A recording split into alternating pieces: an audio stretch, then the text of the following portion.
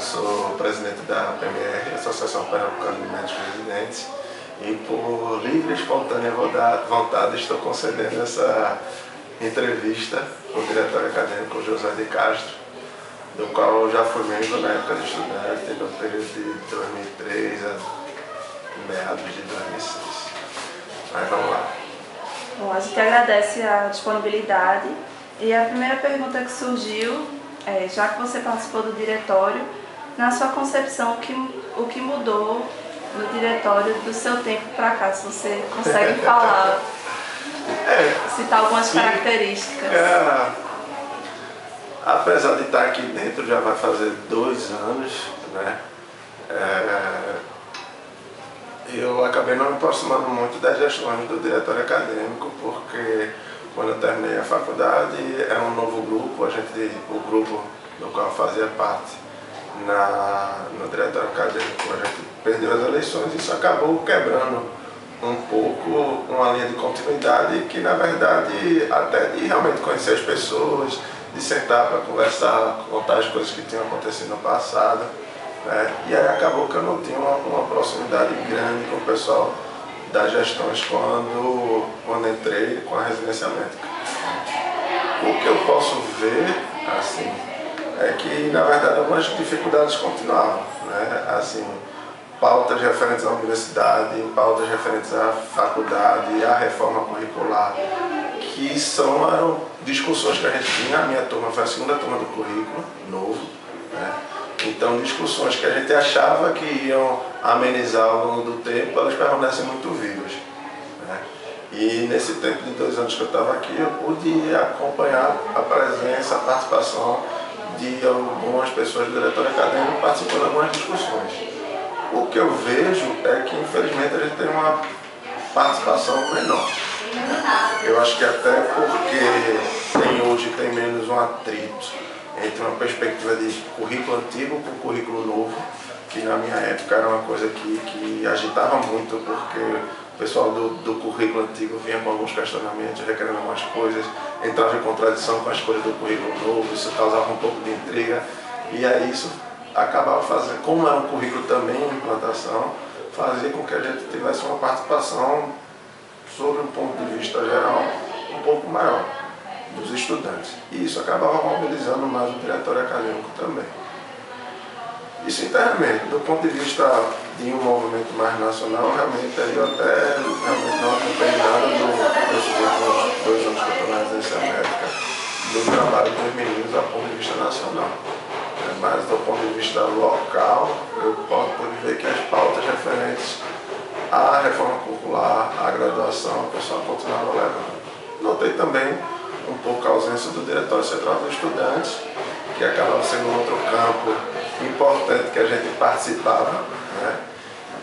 Mas infelizmente isso ocorreu por causa das brigas que tinha na faculdade, na universidade, a ausência realmente de uma gestão do Diretório Central dos Estudantes, e que está sendo recuperada agora, esse ano, que teve uma eleição de uma nova chapa, né? E aí vamos ver o que é que vai acontecer. Certo. E depois do movimento ano passado estudantil, que o DA se juntou, ambos se apoiaram na causa dos hospitais universitários. Hoje em dia, abril de 2013, como é que está a situação dos residentes? Veja, a situação, no momento, na minha opinião, a gente ainda não mudou muita coisa não, né? Acho que o que a gente tem hoje, 5, a gente está em abril, 5 meses depois, ainda são perspectivas, né? Programação, uma tentativa de cumprir promessas. O governo veio com a promessa de concurso público e somente hoje, 5 meses depois, é que saiu o edital, né, para esse concurso que vai ser efetuado no mês que vem. Hoje a gente está no dia 9 de abril. Tem uma promessa financeira do governo do estado com reformas para o hospital. O hospital já concedeu, digamos, esses planos de reforma, só que ainda não teve a liberação desse dinheiro pelo governo do estado, ele não teve a aprovação disso. O único aporte financeiro realmente que o governo do estado está colocando no hospital é o pagamento dos plantões extras, que a gente sabe que não é a melhor forma de tentar se sanar o problema dos recursos humanos dentro do hospital, porque basta simplesmente eles atrasarem o pagamento, o pessoal não quer vir trabalhar, o que é um direito deles também, eles vão trabalhar sem receber, né? E aí complica totalmente a assistência de novo. O que é que isso reflete na residência médica? Né? Reflete, do ponto de vista objetivo, que a gente tem dificuldade de conduzir os pacientes e, consequentemente, a gente tem dificuldade no aprendizado da gente, que é 20% ligado à teoria e 80% ligado à prática. Então, realmente, é estar com o paciente, fazer a anamnese, a condução do paciente, execução de exame, resultado de exame, isso tudo também comprometido. Né? Isso de uma forma objetiva, de uma forma direta. E tem uma carga também subjetiva que é bem pesada para a gente, porque a gente está com o paciente no cotidiano, né? A gente está junto com o paciente, está junto dos familiares e muitas vezes a gente se sente frustrado porque não pode, não consegue dar uma assistência melhor ao paciente. Né? A gente sente, nós nos sentimos limitados em poder dar uma assistência maior e isso causa também, querendo ou não, um pouco de sofrimento psíquico na questão de as famílias familiares cobrarem a gente algumas respostas, né, algumas resoluções, e a gente, por culpa não nossa, né, exame que atrasa, exame que demora resultado, exame que não pode ser feito dentro do hospital, e a gente acaba tendo que recorrer a colegas em outras unidades pedindo favor. Né, e aí um paciente que poderia ser investigado num período de tempo de 1 semana, 10 dias, acaba passando um mês para ser investigado, alguns desses pioram, e aí um evento que podia ser evitado de uma piora clínica levando à morte, às vezes a gente não consegue evitar, e aí a gente fica bastante frustrado sob esse ponto de vista também.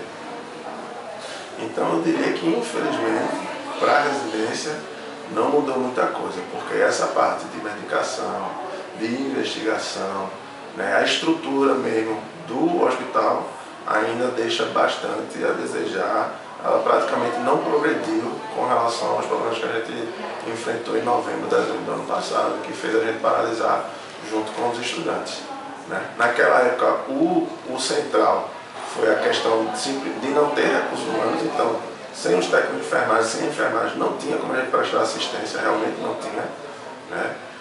Com os plantões extras, a gente vem empurrando isso com a barriga, porque continua com os problemas de exame, continua com problemas de medicação também, em algumas áreas, mas aí a gente vai levando, né? Vai tocando as coisas, tentando garantir a nossa aprendizagem, ajudar na aprendizagem dos acadêmicos, né, dos estudantes, e tentando dar o melhor que a gente pode para as famílias, para os pacientes.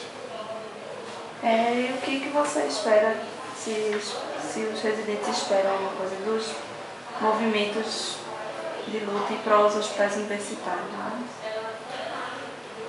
O que a gente espera é realmente trazer um olhar do Estado, né, dos governos, seja em nível estadual, seja em nível nacional, né, na questão do Ministério da Saúde e do Ministério da Educação com os hospitais das universidades federais, né, trazer um pouco de atenção para os hospitais universitários, principalmente com relação que a universidade ainda é um grande centro formador de pessoas. Por mais que estejam de pessoas na área de saúde, profissionais na área de saúde. Por mais que a gente tenha as universidades particulares que ocupam hospitais de ensino na rede pública, né, participando, né, também sendo centros de formação, as universidades ainda são um grande centro de formação e de produção de conhecimento. Digamos que aqui realmente estaria a nata da produção de conhecimento e a nata no processo de formação de profissionais na área de saúde. E que, infelizmente, isso é caro. Né? O ambiente hospitalar universitário realmente é caro e os governos, né, o Estado tem que perceber isso, tem que aceitar isso e se responsabilizar por isso. Né? Na opinião da gente, por mais caro que possa ser, diferenciado com relação a outros hospitais, onde eles têm uma necessidade, têm uma ideologia de produtividade muito maior do que a gente que eu digo hospitais universitários, a gente tem que tensionar para os estados terem a compreensão disso e que eles têm que investir financeiramente nisso mesmo, certo? é um compromisso deles, é um dever deles, tanto no campo educacional quanto no campo de assistência à saúde.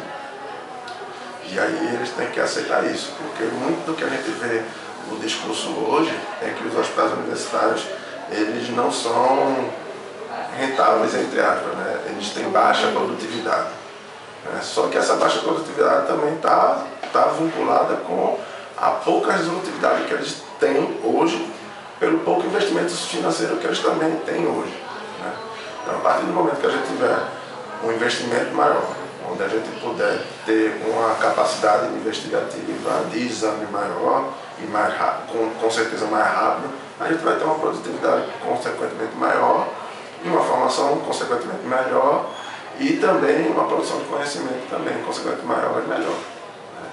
Então, o que a gente está tentando buscar a nível, né, de Universidade de Pernambuco, Hospital Oswaldo Cruz, Procap e CISAM, é isso. Né? E é uma relação que a gente está tentando fazer também a nível do Estado com o Hospital das Clínicas e a nível nacional através da Associação Nacional de Médicos Residentes com relação a todos os hospitais universitários do país. Né? Seria mais ou menos isso. Certo. Citasse o HC aí, do Hospital das Clínicas. Como é que está a situação na Federal em relação aos residentes, sabe? Dar uma pincelada. Assim, no panorama geral, o HC também está passando por sérios problemas estruturais, né? De financiamento, basicamente. Né? De financiamento e de recursos humanos, assim como o Oswaldo Cruz. E também o Procap e CISAM. Né? Até o ano passado, as residências, todas as residências médicas do HC estiveram sob diligência, diligência não, sobre... Esqueci o nome, mas elas estavam correndo o risco de serem fechadas.